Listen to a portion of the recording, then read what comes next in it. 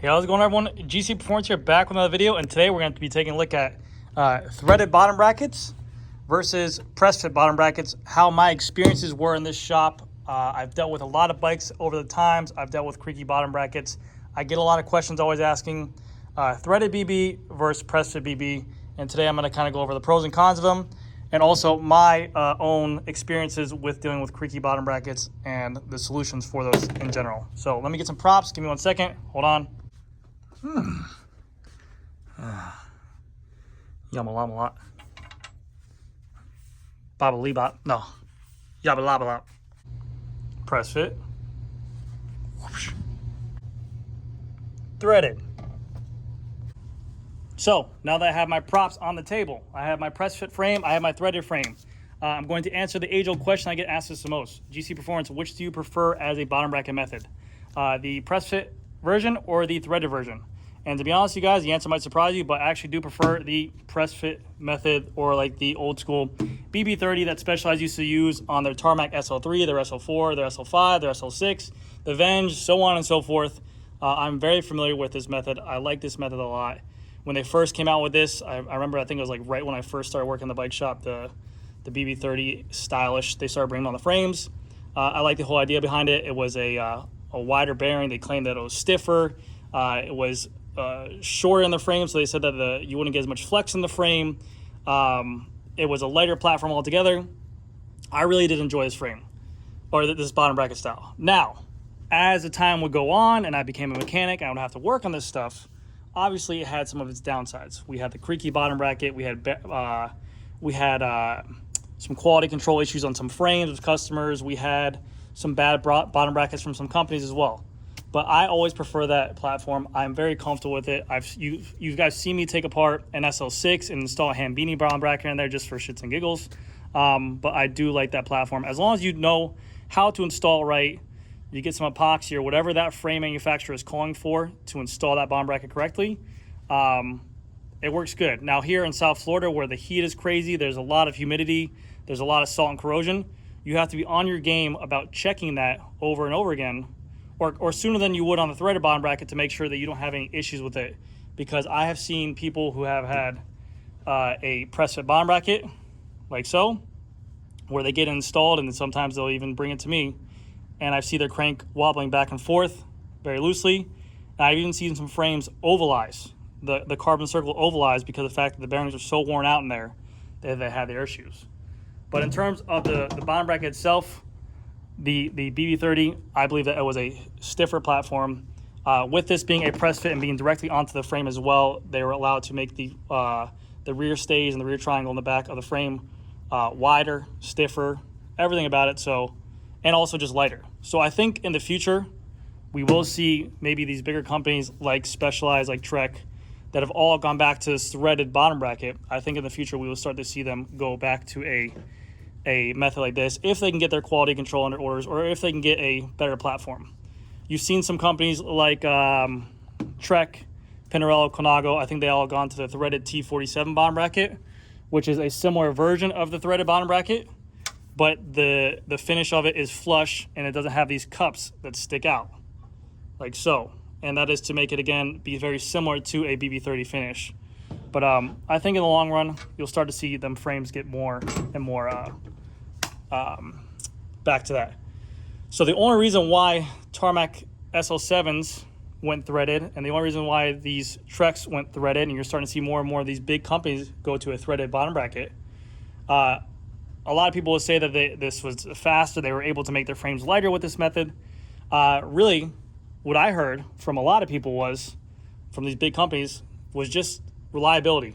As being in a Specialized store, as being in a bicycle store, I did see a lot of problems. A lot of customers come back to the store complaining about creaking noises, complaining about cranks being loose, complaining about bottom brackets being loose. So there was a lot of bikes being brought in. Specialized would send out a product. We would fix the issue. They'd go back out. They would come back in. They have the same issue over and over and over again. So I think they just kind of want to get rid of the headache and just go back to something that was reliable, and they can have some trust in this product, because of the fact that it's just metal threads on metal threads. You have a nice metal or alloy cup housing this bottom bracket, so you don't have to, or housing this bearing, so you don't have to actually worry about the bottom bracket moving in the frame. And that's the main reason why these frames really went to a more reliable threaded issue on there. There's no reason why they would go to something like the PRESSFIT, which was, they were saying was a stiffer version, was a lighter version. They're not just going to go back to thread just because they said, oh, we can make it lighter now. No, they want just reliability. So that was the issue there. But as me being a bicycle mechanic, I have seen so many different fixes for these, and I'll show you what I'm talking about. Give me 1 second. So per example right here, this is the WINSPACE frame, and this is a PRESSFIT bottom bracket. They would use a PF 86 bottom bracket right here. Just basically goes in there, put some grease in there, you can put in there. You can use a retaining compound, whatever you want, maybe a Loctite, whatever it is in there. But usually if this hole is cut correctly, like Hand Beating will always say, they have the quality control. As long as it's cut correctly, it should sit in there pretty flush and you shouldn't have any issues. Me, like I said, I always use Specialized as a reference. They started sending out a plastic cup first to house inside the carbon, and then you put the bearing inside that plastic cup with the C-clips behind there. I got to a point where I was almost seeing, I could literally take my whole hand and pull the plastic cup out and literally go back in there. So they say, okay, put some epoxy in there, and then put that cup in there.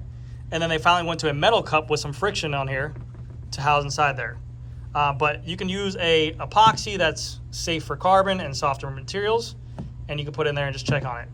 But what you don't want to do is you don't want to leave something like this PRESSFIT bottom bracket inside of this frame for so long and overuse it into the point where it gets completely worn out, and you can cause some damage to your frame if you don't have any kind of retaining compound or epoxy in there, because then this metal part can start to move in here. Your crank can loosen up. The lock ring bolt on the other side, I've seen people have loose cranks on there. That has some ovalides on there as well. But I've had many creaky bottom brackets because of that. Mainly, the best solution for a PRESSFIT bottom bracket, one, make sure it's installed right. Use whatever your frame manufacturer is recommending. Different people will recommend epoxy, different people will recommend grease, different people will recommend retaining compounds like so. Use whatever they're calling for, install it correctly, use a bottom bracket press to get in there and make sure it's done right. And then when you are installing a crank, if it's not Shimano, because Shimano has pretty good tolerances in terms of their lock ring, for their SRAM crank arms, whoever is installing your crank arm, make sure your lock ring is secure and there is no play laterally back and forth on this crank, because that is one bad ticket to having your bottom bracket go bad and cause maybe more errors to your frame as well. Now, that being said, yes, this is a threaded bottom bracket. This is a great system. It's very reliable. To be honest with you, I actually prefer a threaded bottom bracket system to work on as a bicycle mechanic, because of the fact that it's literally easy. All I have to do is get a wrench with the right size for the cup, put it on there, remove it, grease the threads, grease here, put it back on there, and you're good to go. Because really, if there's a creaky bottom bracket, it's usually the bottom bracket itself. We're not looking for, okay, where's the creak coming from? Is it from the cups housing the bearing? Is it coming from this? It's usually just, hey, either this needs service, if it is serviceable, or if the bottom bracket's a $40 SRAM dub or Shimano, trash and get a new one. There really isn't second guessing to here. So in terms of servicing bottom brackets, I would take a threaded bottom bracket system all day, because it's literally just boom, get on there, take off. Whereas this thing with the PRESSFITs, to take them on and off, I work in a bike shop, it's very easy for me to do. But if you're a consumer at home or something like that, you have to have the right expander tool to remove the bottom bracket or to hammer it out. Sometimes people will damage the bearing if they're hammering it out, obviously. So downside is to this is that it does take much more time for a PRESSFIT bottom bracket system for maintenance wise over the threaded. I did like the threaded. I mean, I was so used to threaded bottom brackets on mountain bikes, but to see it come back on the road system, it was a relief that it was a relief this year when the SL7 launched, because it was so many consecutive years of the SL6 and the Venge of having those creaky customers that that it was nice to see this, because we're like, okay, cool, that's a good fix. But like I said, it wasn't every single customer. It was more or less like one customer that would have the same issues, and I chalk it up to maybe just having a bad frame or a frame issue, a bad tolerance on there, which we end up, what we would do for our final solution, if we couldn't go ahead and fix it with just the BB cups going in and out, we would just go ahead and get a full sleeve PRESSFIT bottom bracket or a BB30 bottom bracket. You slide in there, you put some epoxy in there, and you're good to go. So that will usually take it up. The Wheels manufacturer bottom bracket is great. A lot of people ask me for the Tarmac SL6. Wheels manufacturer bottom bracket. It's 2 metal cups like this. It basically looks like this without threads here, and it threads in the middle. So it just literally slides in place where the bottom bracket will go, and it threads in place, and it holds itself tight. So it really does work well. Anyways, to wrap it all up, that being said, the OSBB to me by Specialized was one of my favorite bottom brackets. For example, this was one of the ones. This was a raw carbon frame. You inserted your own plastic cup they gave you for it, which we would epoxy this cup in there, and then you place the BB30 bearing, like so, inside that plastic cup.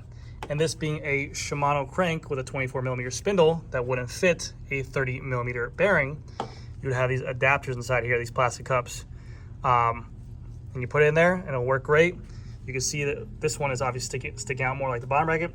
But without this thing on here and their own OSBB cranks, they're Specialized SRX power cranks.